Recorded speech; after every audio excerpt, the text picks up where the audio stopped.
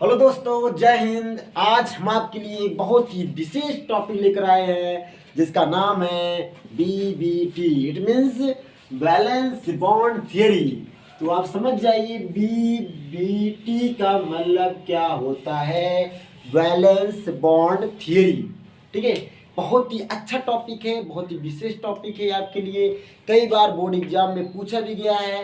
ये क्लास 11, 12 और बीएससी की फर्स्ट सेमेस्टर में भी ये टॉपिक है बेटा।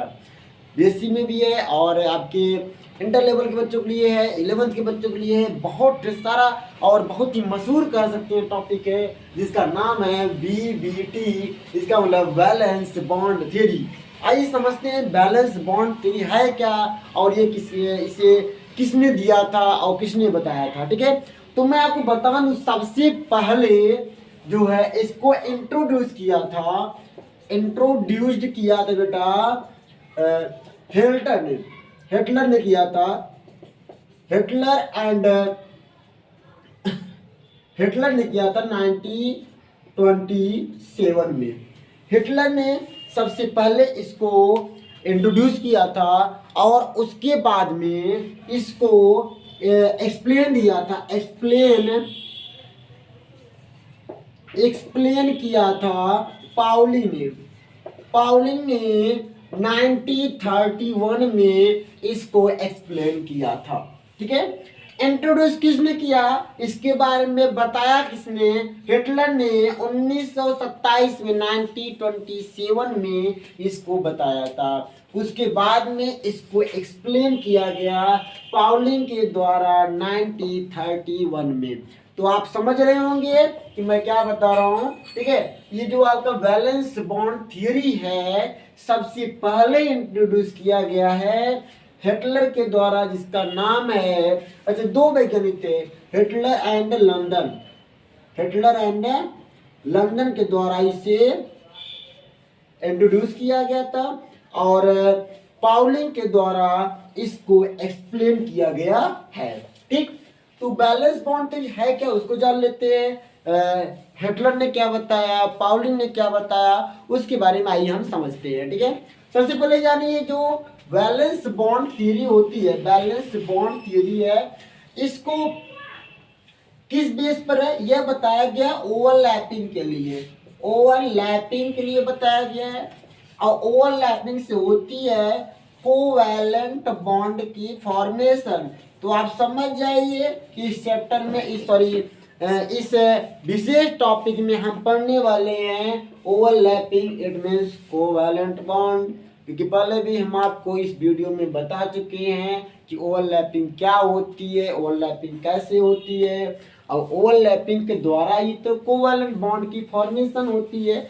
तो उसी चीज को आज हम फिर लेकर आए हैं, किसके द्वारा, बैलेंस बॉन्ड थ्योरी के द्वारा। इसी पर अपना विशेष मत दिया है पाउलिंग ने। और ये विशेष मत क्या है, जैसे कि आप जानते हैं कि इलेक्ट्रॉन शेयर होगा तो ओवरलैपिंग होती है, ओवरलैपिंग की बॉन्ड फॉर्मेशन होती है। तो ओवरलैपिंग कब होती है, कैसे होती है, उसके बारे में अब यहाँ पर पाउली ने बताया है। वो कब बताया था, 1931 में। ठीक है, तो ओवरलैपिंग जो है, ये जो थियरी है बैलेंस बॉन्ड थियरी, ये ओवरलैपिंग पर आधारित एक सिद्धांत है, एक थियरी दी गई है, एक नियम दिया गया है। और आप यहाँ पर पहले पॉइंट में दिखाया जा रहा है कि covalent bond is formed by overlapping. पहला पॉइंट विशेष पॉइंट है कि ओवरलैपिंग के द्वारा ही आप कोवैलेंट बॉन्ड की फॉर्मेशन होती है। जब तक ओवरलैपिंग नहीं होगी तो आप ये कह सकते हैं कि कोवैलेंट बॉन्ड की फॉर्मेशन नहीं होती है। इट मींस ओवरलैपिंग के द्वारा ही कोवैलेंट बॉन्ड की फॉर्मेशन होती है। अब ओवरलैपिंग कैसे होती है, ओवरलैपिंग कब होगी, यहाँ सेकंड पॉइंट बताया गया, atom should be come very closed. Overlapping तभी होगी जब एटम बहुत ही पास में आते हैं। ठीक है, एटम जब बहुत ही पास में आते हैं तब जो है ओवरलैपिंग होती है। जैसे कहिए अब एक एटम यहाँ पर एक एटम यहाँ पर रख देते ओवरलैपिंग करेंगे, कभी नहीं कर सकते, ये ओवरलैपिंग संभावना हो ही नहीं सकती। ओवरलैपिंग होने के लिए दोनों को पास पास में रहना जरूरी है, तभी ये ओवरलैपिंग होगी, अन्यथा ओवरलैपिंग नहीं होगी। दूसरी क्या बताया गया, only half filled orbital with electron of opposite spin sign.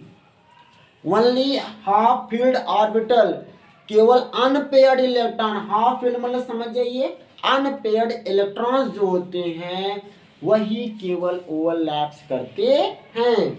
और वे कौन से इलेक्ट्रॉन होंगे, of opposite sign sorry opposite spin overlaps. जैसे कि आप जानते हैं हाइड्रोजन, हाइड्रोजन क्या होता है 1s1, इसकी शेप होती है स्फेरिकल। एक और हाइड्रोजन लीजिए, इसकी भी शेप हो गई स्फेरिकल, और यह जब ओवरलैप करेंगे तो इस तरह से ओवरलैपिंग हो जाती है। तो ये जो ओवरलैपिंग हो रहा है कैसे हो रहा है, अब इसको यदि ऑर्बिटल देखेंगे तो इसके ऑर्बिटल में एक इलेक्ट्रॉन प्रेजेंट होते हैं। एक और हाइड्रोजन ले लेते हैं, इसके भी 1s1 हो जाएगा। इस ऑर्बिटल में भी कितने इलेक्ट्रॉन प्रेजेंट होंगे, एक इलेक्ट्रॉन, परंतु दोनों देखिए सेम से होंगे। कैसे है, सेम स्पिन में, और जब सेम स्पिन में होते हैं तो ये आपका ओवरलैपिंग नहीं होता है।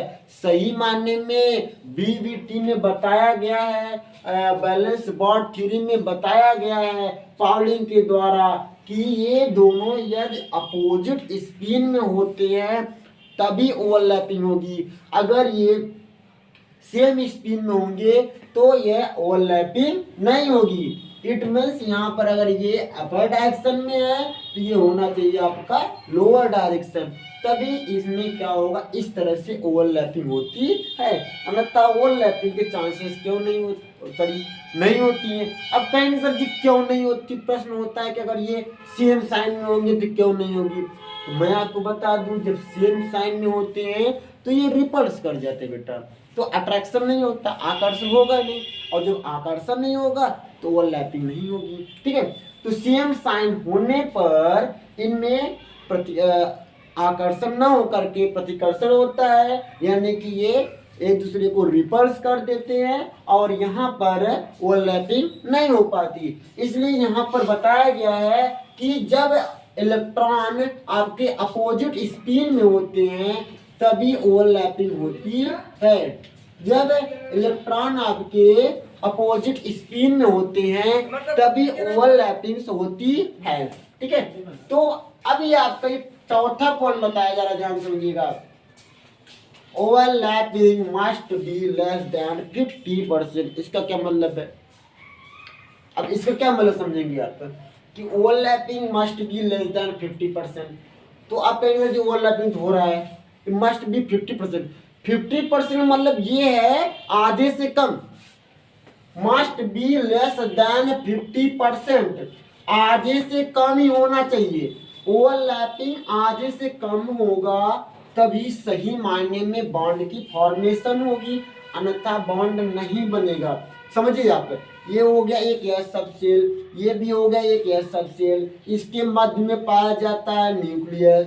अगर आधे से अधिक आप ओवरलैप करा रहे हैं तो ये क्या हो गया इस तरह से, और दोनों के न्यूक्लियस आपस में टच करेंगे, और टच करेंगे तो न्यूक्लियस में पाया जाता है प्रोटॉन, और वे क्या करेंगे दूसरे को रिपल्स कर देंगे।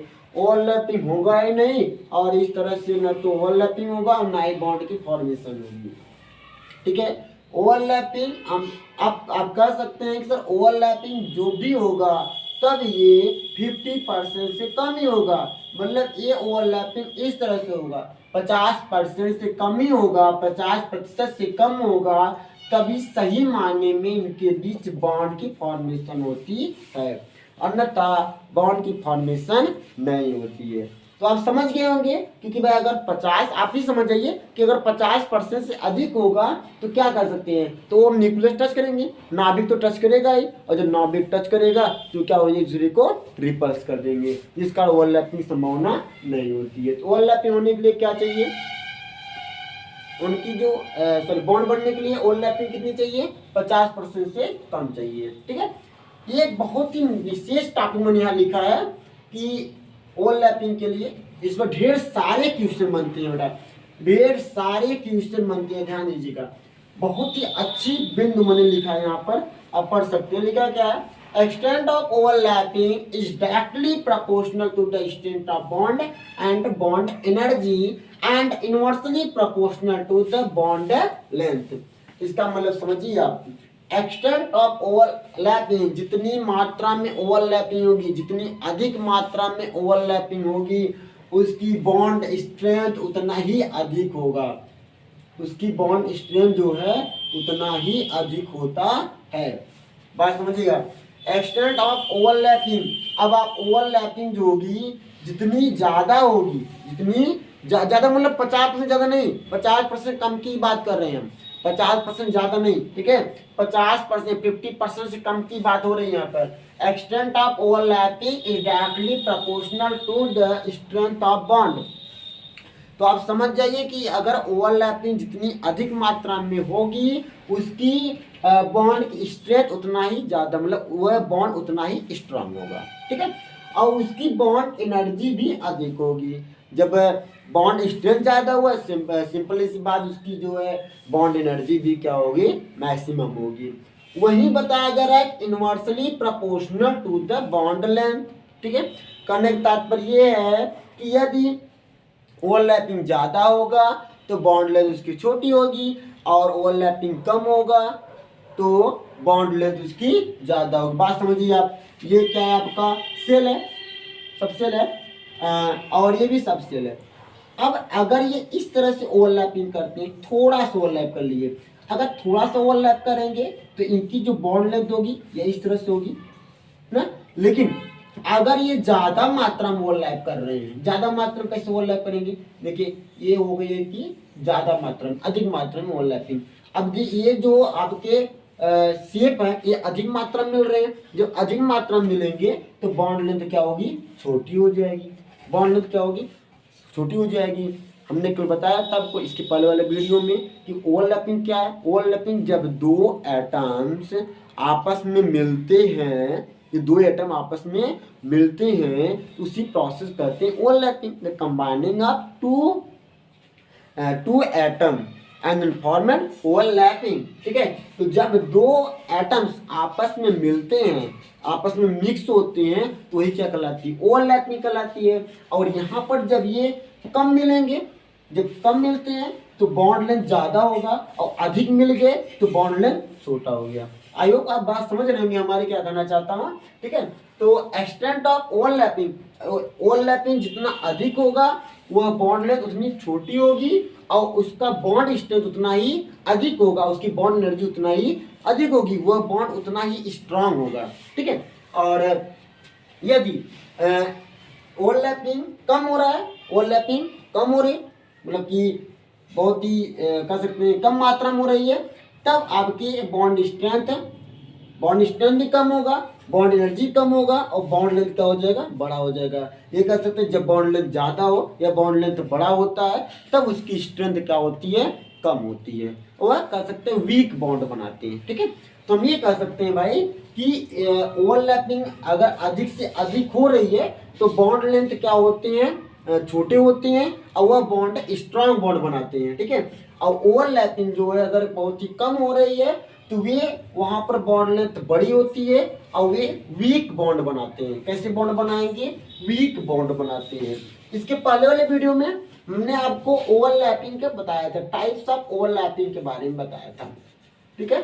वो टाइप्स ऑफ ओवरलैपिंग के बारे में बताया था बेटा, ठीक है। एक बताया था आपको head to head overlapping, head to head overlapping के बारे में बताया था। दूसरा बताया था आपको साइड वाइज साइड ओवरलैपिंग के बारे में बताया था। तो आप समझ गए थे। इसके पहले वाले वीडियो में ओवरलैपिंग बहुत ही अच्छे से मैंने एक्सप्लेन किया हुआ है, तो आप उसे जाकर देख भी सकते हैं। और यहाँ पे देखिए हेड टू हेड ओवरलैपिंग और साइड वाइज साइड ओवरलैपिंग दोनों हमने इसके पहले वाले वीडियो में एक्सप्लेन कर चुका है। हम क्या यहाँ क्या बताने वाले हैं, यहाँ ये बताने वाले हैं आपको कि जो हेड टू हेड ओवरलैपिंग होती है ये अधिक से अधिक हो सकती है, इसमें ओवरलैपिंग की मात्रा अधिक से अधिक कराई जा सकती है, जबकि साइड बाई साइड में ओवरलैपिंग के चांसेस कम बनते हैं। ओवरलैपिंग होती है लेकिन बहुत ही कम चांसेस में होते हैं। तो हेड टू हेड ओवरलैपिंग में अधिक से अधिक होता है। तो आप जब हेड टू हेड ओवरलैपिंग ज़्यादा होगा तो वह वहाँ पर वह बॉन्ड भी उसकी जो बॉन्ड होगी वो स्ट्रॉन्ग बॉन्ड बनाते हैं। और साइड वाइज साइड ओवरलैपिंग में क्या होता है, अब साइड वाइज साइड ओवरलैपिंग में अधिक से अधिक मैक्सिमम क्यों नहीं, मैक्सिमम में ओवरलैपिंग हो नहीं पाती है, इसलिए जो है वहाँ पर ये कह सकते हैं कि बॉन्ड जो लेंथ होता है साइड बाई साइड में वह बड़ा होने हो जाता है और आपका उसकी बॉन्ड एनर्जी भी लो हो जाती है। बात समझिए, जैसे कि हम पी सबसेल लेते हैं, पी सबसेल में आप देखेंगे ये हो गया हेड टू हेड ओवरलैपिंग। अब देखिए इसमें हम इतना भी करा रहे हैं, इसको हम ऐसे भी करा सकते हैं, अधिक से अधिक करा सकते हैं, देखिए बढ़ गया। लेकिन साइड वाइज साइड ओवरलैपिंग में हम इसके अलावा नहीं करा सकते, बस ये मैक्सिमम हो गया आपका ओवरलैपिंग। इसमें इससे अधिक ओवरलैप कराएंगे इनके नाभिक आपस में टच करेंगे और नाभिक टच करेंगे तो ये रिपल्स करेगा और रिपल्स करेगा तो बॉन्ड फॉर्मेशन नहीं होगी। जबकि यहाँ पर नाभिक तो दूर दूर पर है तो अधिक से अधिक ओवरलैपिंग होने के चांसेस होते हैं। किसमें, हेड टू हेड में। हेड टू हेड में अधिक से अधिक चांसेस बनते हैं ओवरलैपिंग के, इसलिए यहाँ पर जो बॉन्ड की फॉर्मेशन होती है वो स्ट्रॉन्ग बॉन्ड फॉर्मेशन होती है। जबकि साइड बाई साइड में आप देखेंगे तो ओवरलैपिंग के चांसेस से कम होते हैं, यानी कम मात्रा में ओवरलैपिंग होती है, इसलिए यहाँ पर वीक बॉन्ड की फॉर्मेशन होती है। अब हमने इसके पहले बताया था आपको, हेड टू हेड ओवरलैपिंग में सिग्मा बॉन्ड बनाते हैं, अब इसमें क्या बनाते हैं, पाई बॉन्ड बनाते हैं। हेड टू हेड ओवरलैपिंग में सिग्मा बॉन्ड की फॉर्मेशन होती है और साइड वाइज साइड में पाई बॉन्ड बनाने की, इसमें सिग्मा बॉन्ड बनेगा, इसमें पाई बॉन्ड बनेगा और इसीलिए होता है sigma bond is stronger than pi bond. अब बात समझ में आ गया, पूछा था ना why is the sigma bond stronger than the pi bond, क्यों होता है, तो आप सीधे बता सकते हैं कि जो सिग्मा बॉन्ड की फॉर्मेशन होती है वो कैसे होती है, हेड टू हेड ओवरलैपिंग से होती है और पाई बॉन्ड की फॉर्मेशन जो होती है वह साइड बाई साइड ओवरलैपिंग के कारण होती है। तो होता क्या है कि हेड टू हेड ओवरलैपिंग में ओवरलैपिंग के चांसेस ज्यादा होते हैं, इसलिए वहां पर जो सिग्मा बॉन्ड बनता है वो पाई बॉन्ड से स्ट्रांग होता है। तो ये जो हमने पॉइंट बताया आपको यहाँ पर, extent of overlapping is directly proportional to the strength of bond and bond energy and inversely proportional to the bond length। ये महत्वपूर्ण है, इसे आप याद रखिएगा, बहुत ही अच्छे तरीके से याद रखिएगा क्योंकि ये टॉपिक बहुत ही इम्पोर्टेंट है सभी के लिए, क्लास 11, 12 एंड BSc।